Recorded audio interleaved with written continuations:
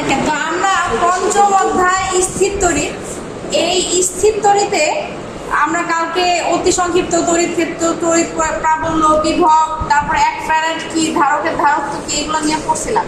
তো আমরা যখন ধারকের ধারকত্ব পড়ছি তখন C equal to Q by V এরকম একটা সূত্র পড়লাম না? সি কি? সি হলো আমার ধারকত্ব, একটা ক্যাপাসিটরের ধারকত্ব।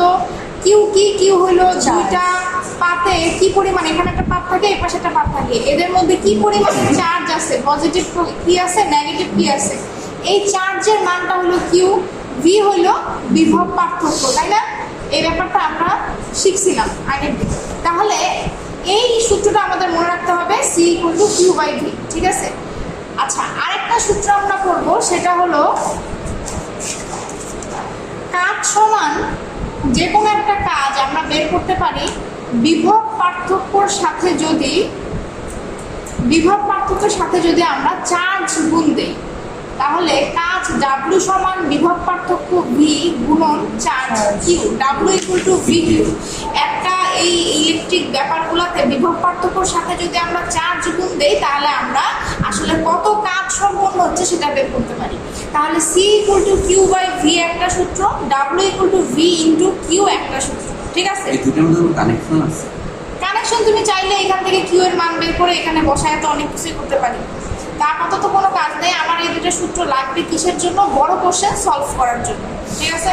এখন দেখো, যদি আমি এই যে তড়িৎ পাতগুলা যেগুলো আছে, এই পাতে যদি আমি খুবই ক্ষুদ্র চার্জ দেই, খুবই ক্ষুদ্র চার্জের পরিবর্তন করতেছি, তাহলে আমার কাজটা কি হবে? ক্ষুদ্রই হবে না? যদি আমি ক্ষুদ্র কাজ দিই তাহলে আমার চার্জ ক্ষুদ্র দিলে আমার কাজও ক্ষুদ্র হবে। তাহলে আমি লিখতে পারি ডিডাব্লিউ সমান তখন হবে ভি ডি কিউ, এরকম একটা ব্যাপার হবে, তাই তো? আচ্ছা, তাহলে এটা একটা হলো, আর একটা আমি কি পাইছি? সি সমান কিউ বাই ভি, এটা একটা হলো। তাহলে একটা আর হলো দুইটা, এই দুইটা সূত্র কি ক্লিয়ার নাকি একটু বলেন আমাকে? ক্লিয়ার? আচ্ছা, আমাদের আরেকটা থিম লাগবে, সেটা কি? সেটা হলো সমাকলনের একটা সূত্র লাগবে। সমাকলনের ক্ষেত্রে আমরা এটা জানি কি না, যে আমরা তো এটা তো জানি যে এরকম একটা এফ এর মতো সাইন আর ডিএক্স এর মাঝখানে কিছু থাকলে এটা কি বলি? এটা আমরা বলি সমাকলন, তাই না? একটা আছে ডিডিএক্স, কি ডিডিএক্স হলো অন্তরীকরণ, আর এরকম এফ এর মতো সাইন এর পাশে ডিএক্স, এটা হলো সমাকলন কিংবা ইন্টিগ্রেশন।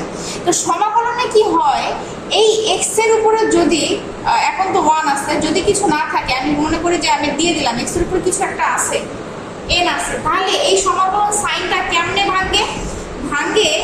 এই পাওয়ারের উপরে এক পাওয়ারের সাথে এক যোগ হয়, আর এইটা নিচে চলে যায়, এর মাথায় যা আছে সেটা সম্পূর্ণ নিচে চলে যায়, ঠিক আছে? তাহলে একটা উদাহরণ আমি দেখাই, এটা এই অপারেশন করার ফলে এটা হয়, এরকম একটা উদাহরণ আমি দেখাই। দেখো, যদি এটা x2 dx থাকতো তাহলে কি হবে?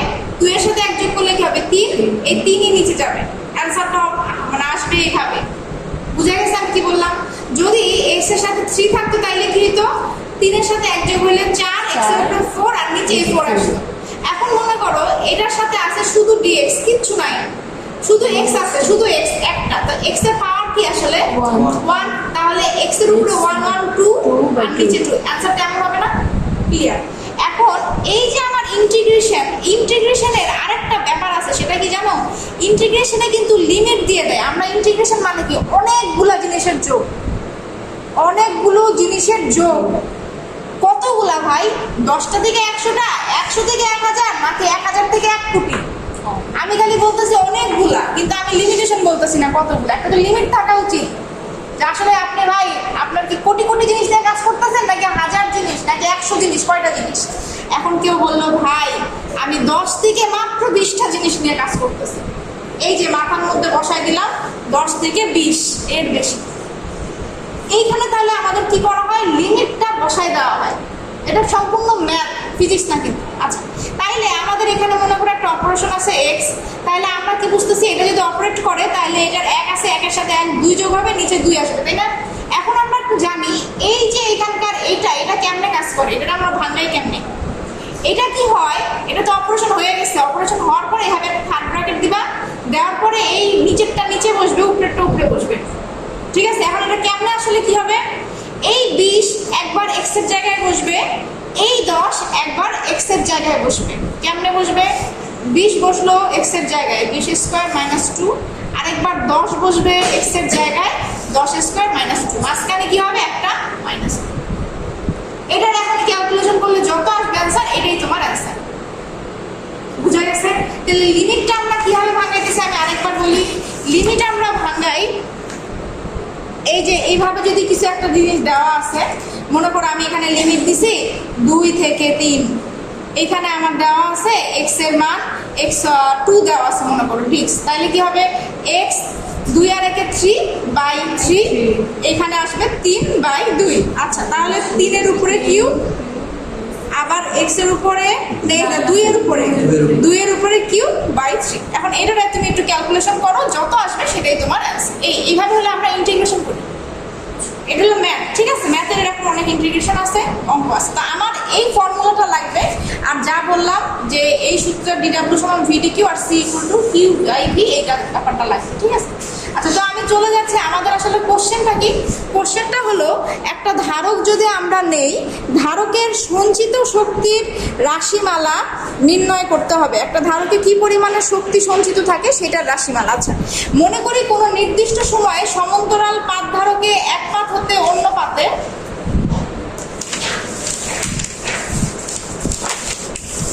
আচ্ছা ঠিক আছে। তো একটা ধারক কি হয়, দুটা পাত নিয়ে ধারক হয়, এক পাশে থাকে পজিটিভ আর এক পাশে থাকে নেগেটিভ, এমন থাকে ধারক। এটাই মনে করো ধারক। কি বলছে, কোনো নির্দিষ্ট সময়ে সমান্তরাল পাত ধারক, সমান্তরাল কি দুইটা পাতে কি আছে, সমান্তরালে আছে। পাত ধারকের এক পাত থেকে অন্য পাতে কিউ পরিমাণ চার্জ স্থানান্তর হলো, চার্জ যাইতেছে কি পরিমাণ, কিউ পরিমাণ চার্জ যাচ্ছে। ফলে পাতদ্বয়ের মধ্যবর্তী বিভব পার্থক্য কি হবে? আমাদের সূত্র কি ছিল? আমাদের সূত্র ছিল C equal to Q by V, তাই না? তাহলে C equal to Q by V, এটা ছিল আমাদের সূত্র। তাহলে আমরা এখান থেকে বিভব পার্থক্য বের করতে পারি না? V equal to Q by C, V এর পাশে যায় কিউ এর নিচে সি আসবে, তাহলে আমাদের বিভব পার্থক্য আমরা বের করতে পারি V equal to Q by C. এটা আমরা কেন বের করতেছি? কারণ এখন আরো অতিরিক্ত কিছু পরিমাণ চার্জ ডিকিউ স্থানান্তর করতে প্রয়োজনীয় অতিরিক্ত কাজ। এখন আমাদের সম্পূর্ণ চার্জ যাইতে কি পরিমাণ কাজ হয়েছে, আমার সঞ্চিত শক্তি মানে কি, কতটুকু কাজ ট্রান্সফার করতে আমার কি পরিমাণের শক্তি সঞ্চিত হয়েছে, এতখানি আমি একসাথে পরিমাপ করব না। আমরা কি পরিমাপ করব? ক্ষুদ্র কিউ যদি যাইতো তাহলে কাজ কতটুকু হইতো, এফ ডিকিউ, ক্ষুদ্র ডিকিউ গেলে কাজও DW, DW equal to F DQ. কোন সূত্র ফলাইলাম? এই যে এই সূত্রটা। ক্ষুদ্র চার্জ গেলে বিভব পার্থক্যের সাথে ক্ষুদ্র চার্জ গুণ করে দিলে আমার ক্ষুদ্র কাজ পাবো। এইটাই হলো আমার সেকেন্ড, প্রথম সূত্র যে প্রথমটাই, সেকেন্ড সূত্র সেকেন্ডটাই। এখানে এইগুলোই বলা আছে, একবার পড়লেই বুঝতে পারবা। আমরা বাংলা, হ্যাঁ, বাংলাটা একবার পড়লেই বুঝতে পারবা যে এখন পুরোটুকু তো গেছে, এখন অতিরিক্ত যদি অল্প কিছু চার্জ ট্রান্সফার করি, ডিকিউ স্থানান্তর করতে প্রয়োজনীয় কাজ হবে ডিডব্লিউ ইকুয়াল টু ভিডি, ঠিক আছে? এখন এটা কি ক্ষুদ্র কাজ না? এই কিউটা কি বড় না, অনেক বিশাল? তার মানে এরকম অসংখ্য ক্ষুদ্র মিলে মিলে বড় কিউটা গেছে না? এই অসংখ্য ক্ষুদ্র ক্ষুদ্র কিউ যাইতে যাইতে তো বড়টা বিশালটা ট্রান্সফার হচ্ছে। তার মানে আসলে আমার এই বড়টা হিসাব করার জন্য অবশ্যই কাকে ডাকতে হবে? সমাকলনকে ডাকতে হবে, যে বিশাল জিনিস নিয়ে সমাকলন করবে। আচ্ছা, এখন শুরুর অবস্থা থেকে কিউ চার্জে চার্জিত করার জন্য প্রয়োজনীয় কাজ, একবারে শুরুর অবস্থা থেকে যদি এখন ডিকিউ থেকে আর কি, ডিকিউ থেকে আস্তে আস্তে যে কিউ হইলো এটাতে যাওয়ার জন্য যে প্রয়োজনীয় কাজ, তাহলে আমরা কিভাবে করব? এই ডিডব্লিউতে আমরা সুন্দর করে, ক্যামেরায় দেখা যাচ্ছে, দেখা যাচ্ছে। আচ্ছা, তাহলে এই ডিডব্লিউতে আমরা এফ এর জায়গায় কি, ভি এর জায়গায় কি বসাবো? Q by C D Q. এখন ডিফারেন্সিয়েশনের উল্টা প্রসেস কি? ইন্টিগ্রেশন, মানে অন্তরীকরণের উল্টা প্রসেস সমাকলন। তাইলে এটারে উঠায় দেওয়ার জন্য আমার একটা কাকে ডাকতে হবে? সমাকলনকে ডাইকা নিয়ে আসছি, খালি একটা সমাকলন সাইন দিয়ে দিলাম এখানে, কিউ বাই সি ডিকিউ, ঠিক আছে?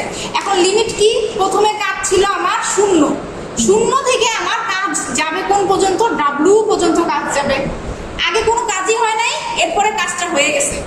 এইখানে কি হয়েছে? ডিকিউ। আগে আমি খুবই শূন্য পরিমাণের চার্জ স্থানান্তর করছে, আস্তে আস্তে আমি কিউ পরিমাণের চার্জ স্থানান্তর করব। তো এই হলো আমার, এটা তো এখানে ডাব্লিউ, এটা এই পাশেরটা কাজ আর এই পাশেরটা হলো তাপ। আচ্ছা, এখন দেখো এখানে ধারকের ধারকত্ব সবসময় ধ্রুবক থাকে, ধারকত্ব অলওয়েজ কি থাকে? কনস্ট্যান্ট কিংবা ধ্রুবক, ঠিক আছে?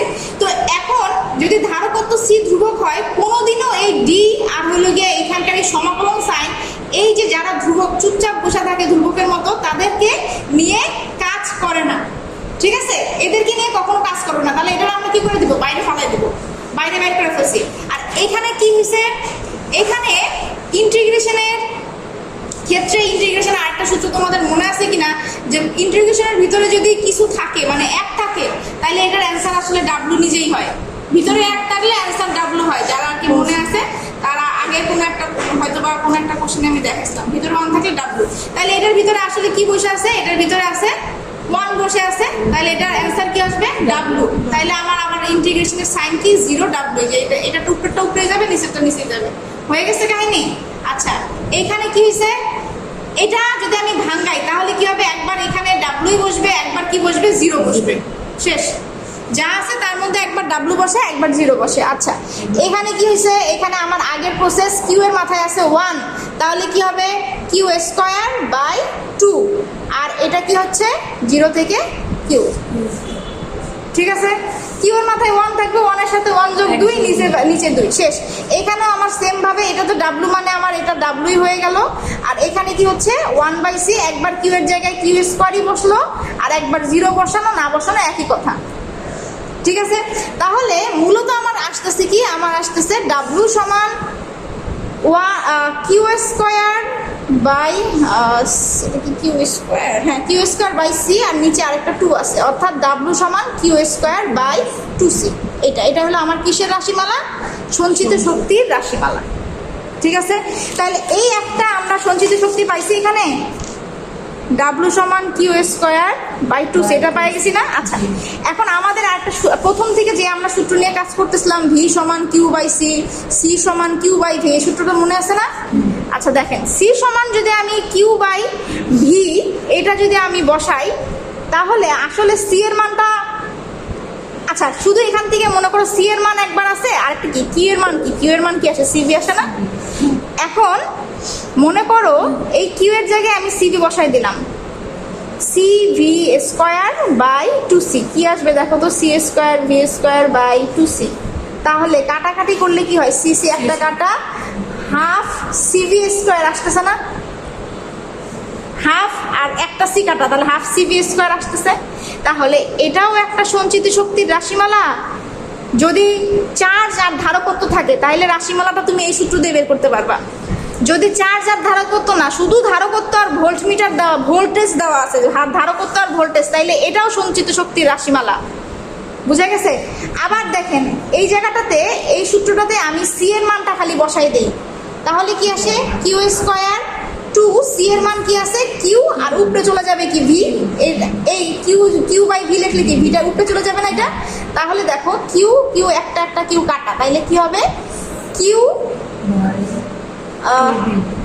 কি হলো এটা, কিউ কাটা কিউ ভি না, শুধু কিউ ভি, হ্যাঁ ঠিক আছে, কিউ আর ভি, আর বাকি আছে হলো হাফ, তাহলে ডাব্লু হলো কিউ ভি, এটাও আরেকটা সূত্র। তাহলে যদি আমার কি থাকে, চার্জ থাকে, ধারকত্ব থাকে, এই সূত্র। যদি আমার ধারকত্ব ভোল্ট থাকে, এই সূত্র। যদি চার্জ আর ভোল্ট থাকে তাইলে এই সূত্র। এই তিনটা সূত্রই আমাদের এইখানে লাস্টে দেখেন বলা আছে। সঞ্চিত মোট শক্তি এটাও হইতে পারে, এটাও হইতে পারে, এটাও হইতে পারে। এখন আপনি মনে করেন একটু দুর্বল স্টুডেন্ট, আপনি যদি এই পর্যন্ত আইসা বইলা দেন আর মাথা ঘামাবো না, এটাই সঞ্চিত শক্তির রাশিমালা, হ্যাঁ অবশ্যই এটাই সঞ্চিত শক্তির রাশিমালা। রাশিমালা তো তিনটাই, তাই না, কিন্তু বইয়ের ভিতরে তিনটাই বলা আছে। এটা যদি তুমি শিখে রাখো, তোমাদের বেসিক ইলেকট্রিসিটিতে এই সূত্র তিনটা দিয়ে ম্যাথ আছে। আমাদের এখানে ফিজিক্সে ম্যাথ দেয় নাই, কিন্তু বেসিক ইলেকট্রিসিটিতে এই ছোট ছোট সূত্র দিয়ে তোমাদের ম্যাথ করতে দেয়। এই যে ধারকত্ব বলে দিবে, ভোল্ট বলে দিবে, তারপর চার্জ বলে দিবে, ভোল্ট বলে দিবে, তোমার এই সূত্রতে বসে মানটা বের করতে হবে। বেসিক ইলেকট্রিসিটি কি আছে তোমাদের? নাই, তাহলে তো নাই, ঝামেলা নাই। তাহলে তোমরা এখানেও সংক্ষেপে শেষ করে ফেলতে পারো, কিংবা এইভাবে এতটুকু লিখতে পারো। এখানে জাস্ট কিছুই করেন নাই, একবার কিউ সমান সিভির মান বসাইছে, একবার সির বাই কিউ ভির মান বসাইতেছে, এই শেষ। এটাই হলো মোটামুটি ধারকের সঞ্চিত শক্তির রাশিমালা, ঠিক আছে। তো এই কোশ্চেনটা একটু রিভাইজ দেওয়ার মাধ্যমে আমাদের এই 5 নাম্বার চ্যাপ্টারের আলোচনা শেষ। হ্যাঁ, সঞ্চিত শক্তি যে ডাব্লিউ, এটা দিয়েও কি কাজ বুঝায়? সঞ্চিত শক্তিটা মূলত তো একটা কাজই, তাই না?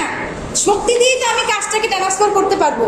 ও একটা বস্তুর ভিতরে কি পরিমাণে শক্তি আছে, আমি কাজ করবো কোথা থেকে, আমার শক্তি যা আছে তা দিয়েই তো আমি সেটাকে কাজে রূপান্তর করবো। শক্তি তো আসলে কাজে রূপান্তর হবে। শক্তির কাজের মানে রিয়া সেম সিম্বল সেম দুইটাই W। দুইটাই শক্তি এবং কাজের একক দুইটাই জুল।